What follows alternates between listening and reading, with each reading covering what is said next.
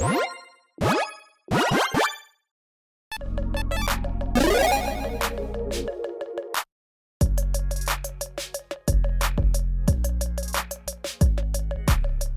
everyone, Mitch coming in from the Commander's Core studio. Welcome to the show. So today's episode comes to you courtesy of one of my amazing patrons, Caleb, who's been supporting this channel as a general tier patron. I truly couldn't do this without the support from amazing patrons like Caleb. So again, Caleb, thank you so much.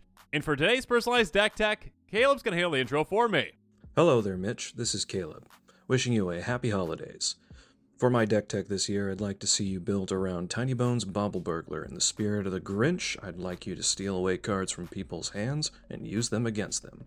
You're a mean one, Mr. Grinch. Indeed. A great pick, Caleb. Tinybones Bauble Burglar is a 1/3 skeleton rogue for 2 mana in black. Whenever an opponent discards a card, exile it from their graveyard with a stash counter on it. During your turn, you may play cards you don't own with stash counters on them from exile and spend mana of any type can be cast to cast those spells. Basically, hey, you know what? Those spells are yours. Use whatever mana you want for them. And by paying 3 and a black and tapping, each opponent discards a card, activate only at sorcery speed. Now, that ability, of course, can feed into that other ability, giving us those cards that we stash away from our opponents.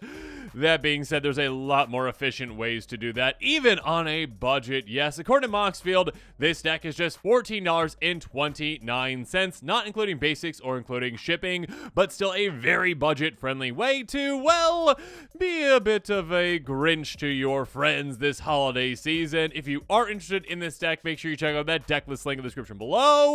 Now, with all that said, let's jump into the tactics. First up, tactic number 1, Hopeless Nightmare, which is kind of what the game's going to become for your opponents after a certain point because, yeah, you're going to be taking all their things and making them into your own. Enchant for a single black mana, enters the battlefield, each opponent discards a card, and loses 2 life. Mean!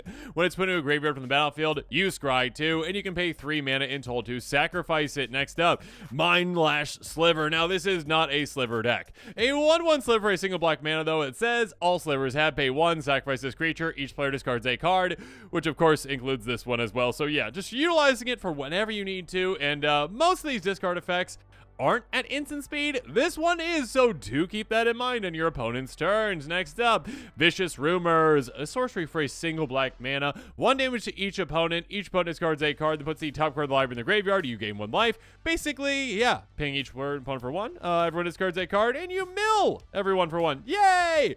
By getting 1 life too, it's quite nice. Now, the most important thing about all these, though, is literally that you are getting so much card advantage from your opponents when your commander's in play. Again, for 1 mana, you're basically getting 3 cards, access to 3 cards. Next up, Burglar Rat, a 1/1 rat for 2 mana, essentially. Enters the battlefield, your opponent discards a card. Yeah, a very simple, very effective creature that just comes into play, steals your opponent's things, and takes them as your own. Speaking of which, Elder Fang Disciple, ETB, each one discards a card as well. The only difference is this is not a rat, it is an elf cleric. Next up, Miasmic Money. Here we go. I said money. Mummy, a 2/2 zombie jackal for 2 mana in black, enters the battlefield.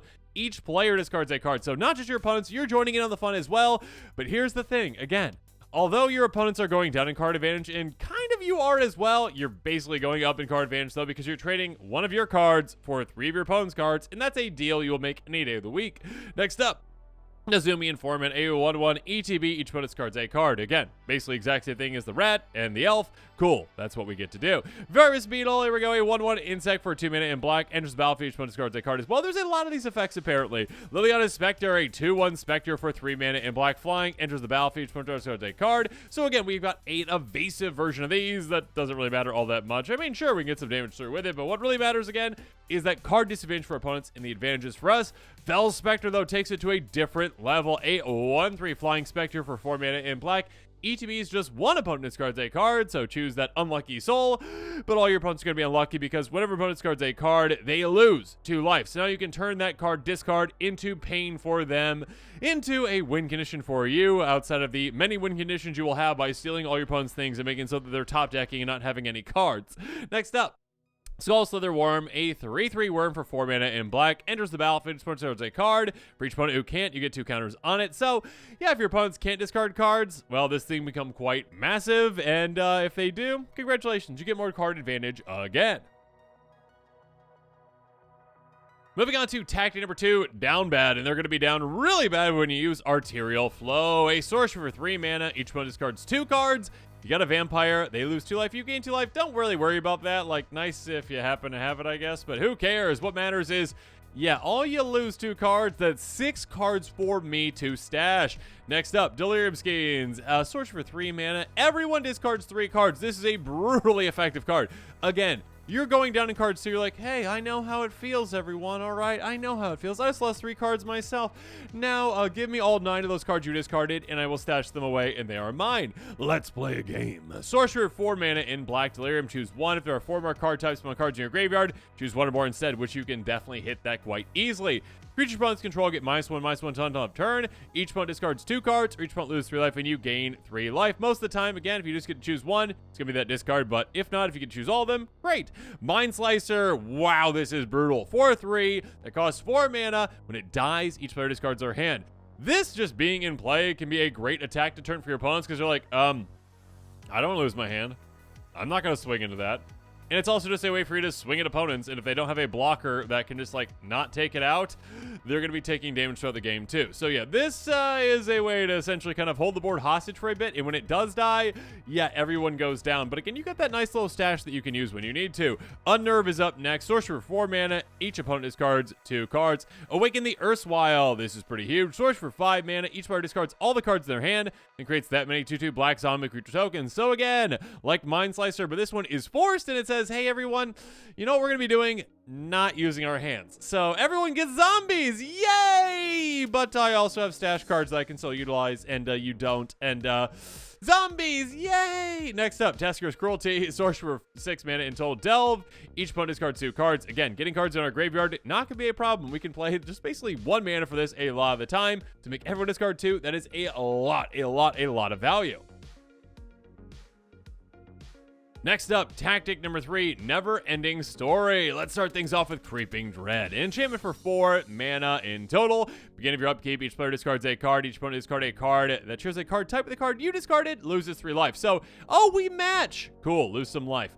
Thank you. Yeah, being able to just have these repeat effects, though, to force discard, get even more brutal for your opponents. There is no escape for you. Raider's Wake, yet another way to do that. Enchantment for 4 mana in total. When an opponent discards a card, they lose 2 life. Yet another way for us to win with discard. Top of that, beginning of your end step, if you attack with a creature this turn, target opponent discards a card. Again, we talked about some, like, low-to-the-ground evasive creatures we have, but even if we're just like, oh yeah, Burglar Rat, you already kind of did your thing. Go swing at someone. Why not? Cool. Force some more discard. Wrinkle Master Pranks, though. Again, evasive and hasty. 3/3 Fairy Rogue with flying and haste. Deals combination to a player. Choose any number. Each player discards a card. 1 life, draw a card. Each player sacrifices a creature. So yeah, pick whatever you need, but yeah, you're definitely going to be picking that discard a card. Necrogoyf is next. A star for Lurgoyf for 5 mana in total, almost at 6. Power is equal to the number of creature cards in all graveyards. Beginning of each player's upkeep, the player discards a card. Even if this was 6 mana, you'd still utilize it. You can also get this out for just 3 mana with Madness. Yes, please. That being said, yeah, again, each player's upkeep forcing a discard, that is massive, that is huge. There is no holding on to cards, opponents. Scythe Scepter, though. Spectre, there we go. For 4/4, Spectre, flying for 6 mana in total.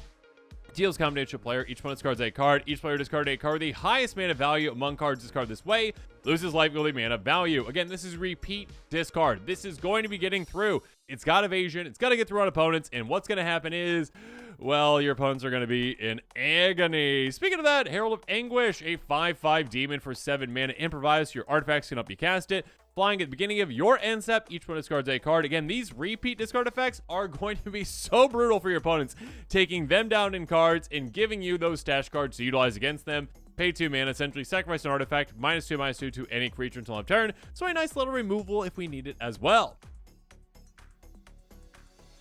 Now, as good as all these cards are, there is one, in my opinion, that stands above the rest, and that is the golden pig of this deck, the number 1 card of our 99, which is Oppression. Enchantment for 3 mana in black. Whenever a player casts a spell, they discard a card. My goodness, yeah, the name definitely fits what this card does. hey, you do anything, and guess what? You have nothing. You cast spells, you lose cards. So there is no going up in card advantage, opponents. You are just getting card disadvantage every single time you do anything. You're going to be trying to crawl out of that little place that you are in right now, being like, I've got 2 cards in my hand. Oh no. Oh, I cast one. No, I lose the other one, and the opponent gets it. Yeah, I get to stash your cards. Every single time you cast a spell, I get your cards. I get your cards. They are mine. If this card is brutal, this card is effective, this card is, in my opinion, worthy of the title of the Golden Pig. Next up, though, more value to be had in tactic number 5, Dig Down. First up, Bag of Holding, artifact for 1. Whenever you discard a card, exile from your graveyard. Cool, that's going to happen quite a bit. We can also pay 2 tap and we can loot, so draw a discard. By paying 4 tap, we can sacrifice this, return all cards that we exile with it back to our hand. Essentially, it's a storage. Again, we already have a stash, right? We have a stash of our opponent's cards. This is basically a stash of our own that essentially at a certain point we're like, you know what? I've got enough things. So yeah, in there, I'm just going to pop this and then get all these cards back to use again.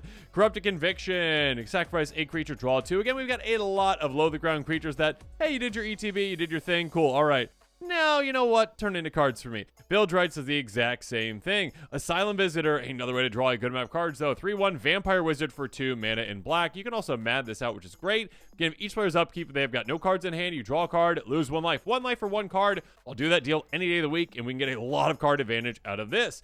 Bandit's Talent, a great card for this deck as well. 2 mana in black. Enters each opponent's cards 2 cards, unless the card a non-land card. So, a lot of card disadvantage there.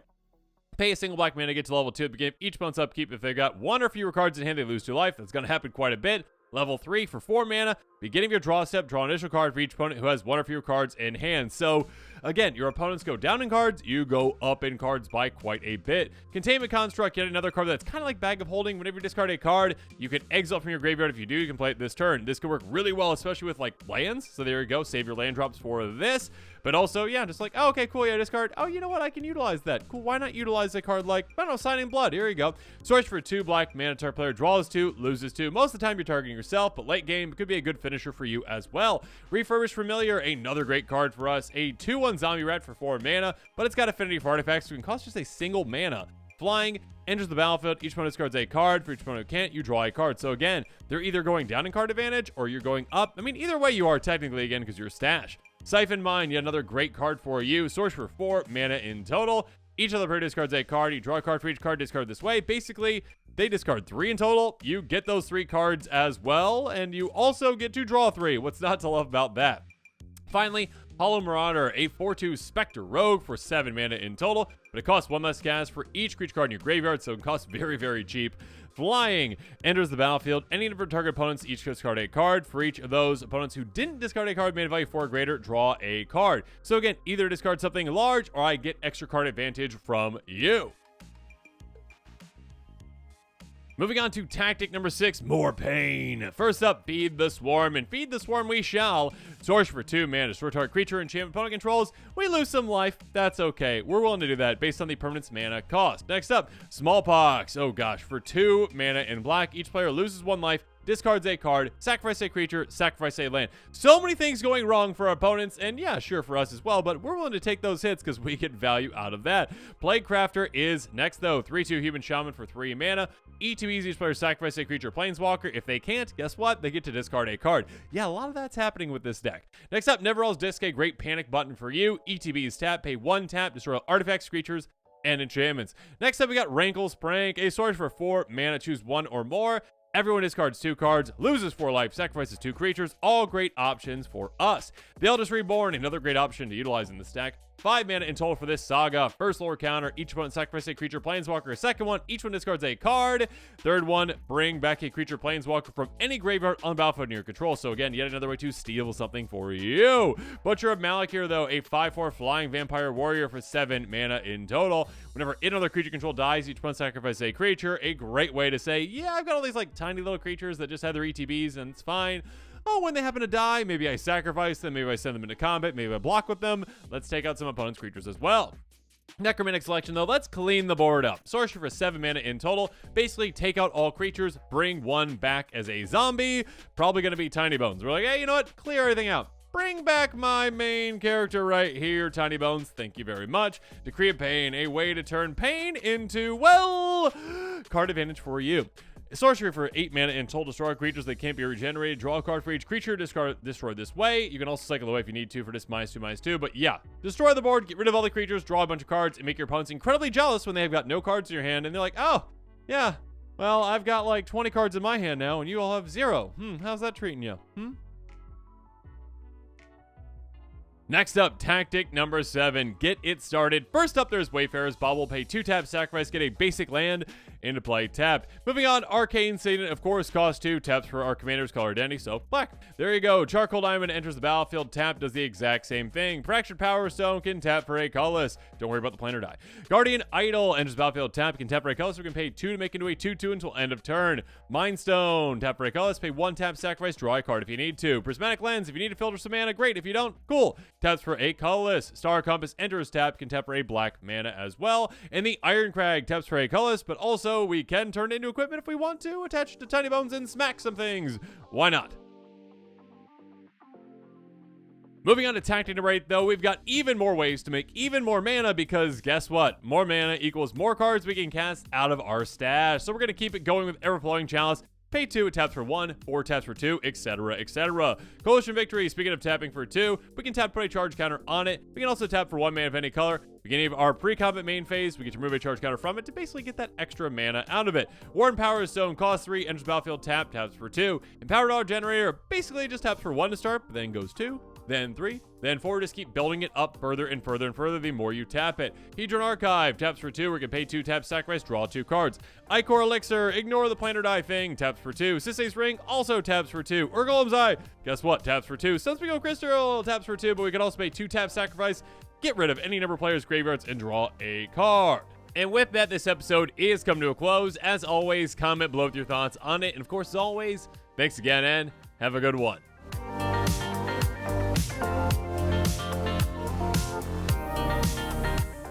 This show and episodes like this one are possible thanks to viewers like you. If you're looking for an easy way to help support this show, make sure that you like, share, and subscribe. Also, hit that bell notification icon so you don't miss any new episodes. You can also go check out our playmats and other merchandise at thecommandersquarters.com. Another easy way to support this show is with our TCG Player affiliate links. So whether you're buying a deck or individual cards, you can use this general link right here or one in the description. And the final way that you can support this show is by supporting us directly by becoming a patron. There are many benefits to being a patron, and I truly couldn't do this without all of their support.